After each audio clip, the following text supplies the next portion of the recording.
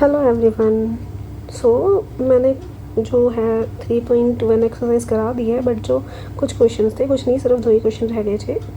जो एक्सरसाइज 3.1 के सिर्फ 2 क्वेश्चन नंबर 4 का फर्स्ट पार्ट और सेकंड पार्ट, तो वो मुझे कराने थे। वो इसलिए कराने थे क्योंकि जब मैंने उसको कॉपी किया था पीपीटी में, तो कॉपी करते टाइम मुझे नहीं पता कि वैल्यूज़ जो है ऊपर नीचे हो गई। फर्स्ट और सेकंड की जो वैल्यूज़ थी वो ऊपर नीचे हो गई थी। जैसे फर्स्ट ये है, इसी में मैं सेकंड लिख देती हूँ कि क्या है।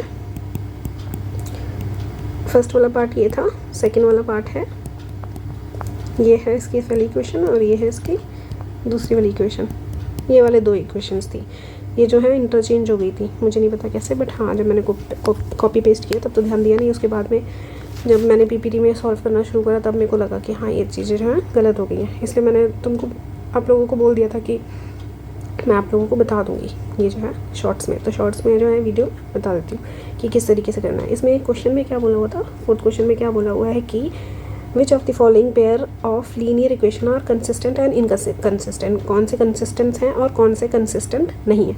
और अगर दोनों में आपको पता चलता है कि कोई भी जो है इक्वेशन कंसिस्टेंट है, तो उसकी ग्राफिकली सॉल्यूशन आपको देना है। ठीक है, अब हम देखते हैं सबसे पहले कंसिस्टेंट और इनकंसिस्टेंट। सबसे पहले ये चीज़ बतानी चाहिए कि कंसिस्टेंट और इनकंसिस्टेंट क्या है।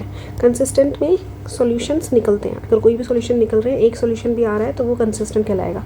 तो जिसमें ये 2 होते हैं, एक तो ये इंटरसेक्टिंग हो गया। इंटरसेक्टिंग में आप पता कैसे चलते हो, a1/a2 is equal to v1/v2। ये दोनों अगर इक्वल नहीं है तो ये इंटरसेक्टिंग है और ये कंसिस्टेंट में आता है। डेट मीन्स इसका एक पॉइंट पक्का निकलेगा। और ये एक के ऊपर एक लाइन है, यानी कि बहुत सारे सॉल्यूशन इसमें निकलेंगे। तो इसमें क्या होता है, इसमें कैसे हम चेक करते हैं, a1/a2 इक्वल होना चाहिए b1/b2 के, और वो भी इक्वल होना चाहिए c1/c2 के। तभी ये जो है, तब हम बोलेंगे कि ये कंसिस्टेंट है और ये कोइंसिडेंट लाइन बना रही है। तो सबसे पहले हमें यही पता करना है ना, कंसिस्टेंट तभी होगी जब ये दोनों कंडीशन, इनमें से कोई भी एक कंडीशन फॉलो हो जाएगी, तभी वो हम कह सकते हैं कि ये जो है कंसिस्टेंट है। और इसकी कुछ ना कुछ पॉइंट्स निकलेंगे। अगर पॉइंट्स निकलेंगे तभी तो हम ग्राफ पता कर पाएंगे। अगर कोई लाइंस के पॉइंट ही नहीं निकल रहे, तो हम ग्राफ पे क्या बताने की कोशिश करेंगे। तो यही बोला है, इसलिए क्वेश्चन में बोला है कि अगर कंसिस्टेंट है तो बताओ उसका सॉल्यूशन। सबसे पहले हम देखते हैं क्या ये कंसिस्टेंट है। a1 निकालते हैं, a2 निकालते हैं। a1 a2 आता है 1/2, b1 निकालते हैं, b2 निकालते हैं। ये तो निकालना आपको आता होगा, मैंने जो क्वेश्चन कराए थे उसमें मैंने सिखाया था किस तरीके से करना है ये। और ये आ गया 1/2। ये सारे सेम आ रहे हैं। a1/a2 equal to b1/b2 equal to c1/c2 आ रहा है, जिस तरीके से आपको दिखाई दे रहा हो। तो ये क्या है, कोइंसिडेंट लाइन है। कोइंसिडेंट लाइन यानी कि कंसिस्टेंट हो गई। कोइंसिडेंट लाइन क्या हो गई, कंसिस्टेंट हो गई। अगर ये कंसिस्टेंट है तो ठीक है, फिर बना के दिखाओ ग्राफ। अब हम ग्राफ बनाएंगे। दोनों की इक्वेशन हम जो है लिखेंगे कि इक्वेशन थी क्या एग्जैक्टली, और उसके बाद ये इक्वेशन थी पहली वाली और दूसरी इक्वेशन थी ये वाली। अब दोनों के हमने ऐसे चार्ट मैंने सिखाया होगा, जो भी मैंने जिसने मेरी पहले वाली वीडियोस देखी हैं, जिसको पता है कि हाँ मैंने शॉर्ट्स में डालने थे इक्वेशंस, तो उन्हें पता होगा कि किस तरीके से होते हैं सॉल्यूशंस निकालने होते हैं। 2 भी निकाल सकते हो और चाहो तो 3 भी निकाल सकते हो। इसमें मैं 3 निकाल देती हूँ, वैसे 2 भी निकाल सकते हैं। देखेंगे कंडीशंस पे। ये 2 इक्वेशन है, दोनों इक्वेशन देखते हैं।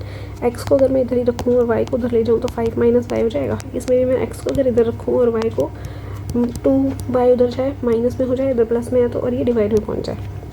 अब हम डालेंगे, इसमें तो कुछ भी डाल सकते हैं, ऐसा लिखते हैं put y is equal to 1। अगर मैंने इसमें 1 डाला तो यहाँ पे x इज इक्वल टू 5 - 1 आ जाएगी।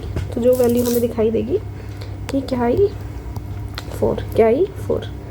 अब हम क्या करेंगे, इसमें पुट करेंगे दूसरी वैल्यू, कोई भी y की 2 कर दो, चाहे तो 2 कर दो। 2 वैल्यू पुट करेंगे तो हम लिखेंगे x is equal to 5 - 2, that means 3। क्या आई 3। और अगर मैं यहाँ पे 3 डाल दूँ, पुट करेंगे हम इसमें 3 या फिर 5 डाल दो, कुछ भी वैल्यू डाल सकते हैं, 3 4 5 कुछ भी डाल सकते हैं। 5 अगर मैं डालूँगी तो x इक्वल टू 5 - 5 हो जाएगा।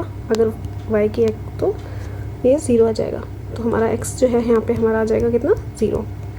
ठीक है, तो इस तरीके से ये पहले के सोल्यूशन मैंने निकाल दिया। दूसरे के सोल्यूशन हम निकालेंगे, सेम तरीके से पुट करूँ मैं। x जो है y की जगह हम 1, अगर मैं इसमें y की जगह 1 पुट करने की कोशिश करूँ, और देखो 10 - 2 की जगह इस तरीके से अगर हम y पुट करेंगे तो क्या आएगा, 10 - 2/2, डेट मीन्स हमारा आ जाएगा 8/2, डेट मीन्स 4 आ जाएगा। मैंने डायरेक्ट लिख दिया, आप सॉल्व करोगे। ये मैं बॉक्स बना रही थी, अगर इसमें 1 डालो तो 4 आया। अब अगेन हम पुट करेंगे, कोई और वैल्यू पुट करो, आप डालो इसमें 2 डालो, सेम 2 2 4 और माइनस ही होगा, अगेन 3 आ जाएगा। मैंने ऐसे कर लिया। आप इस तरीके से जैसे मैंने पुट करके दिखाया वैसे आप इसको पुट करके देखोगे। ठीक है। और अगर हम 5 डालेंगे तो इसमें वैल्यू 0 आएगी, सेम होगी। वैसे ये समझने वाली बात थी कि कोइंसिडेंट है तो कोइंसिडेंट में तो ये वाली चीज़ होगी ही होगी कि इनकी जो लाइन्स हैं वो क्या होंगी, जो सेम आएंगे, इनके जो पॉइंट्स हैं वो क्या आएंगे, सेम आएंगे। अब ये कोइंसिडेंट है तो हमें लाइन में भी पुट करके दिखाना पड़ेगा। सबसे पहली चीज़ मैं एक चीज़ आपको बता दूँ, इसमें देखो कैसे बनाना होता है कि पॉइंट्स कहाँ तक रखने हैं। ये जो x है 1 2 3 जो है 4 है, जो 5 है, ये 6 है, कहाँ तक रखना है, ये कैसे समझ आता है, ये भी तो समझना ज़रूरी है ना। 3 4 5 6 बहुत है। अब कैसे समझ सकते हैं, वो x वाली देखो 4 3 0 4 3 0, यानी कि अगर 3 4 तक भी रखेंगे तो इनफ है। 1 2 5 यानी कि 5 तक भी रखेंगे तो इनफ है। अब 4 यहाँ पे 4 दिया है और यहाँ 1 दिया है, एक पॉइंट आएगा यहाँ पे, एक दिया है 2, 3 दिया है x और 2 दिया है y, एक पॉइंट आएगा यहाँ पे। 0 दिया है x 0, ये तो 5 हो गया। 0 दिया है x और 5 दिया है y, यानी कि y वाली लाइन पे 5 और ये रही 0, दोनों के लिए 0, x के लिए y के लिए। तो यहाँ पे कुछ पॉइंट है, उसको अगर हम मैच करेंगे, जो कि मेरी लाइन हमेशा टेढ़ी हो जाती है, अगेन कुछ इस तरीके से है, वही है ना, रफ डायग्राम बनाओ तो थोड़ा बहुत ऊपर नीचे हो ही जाता है।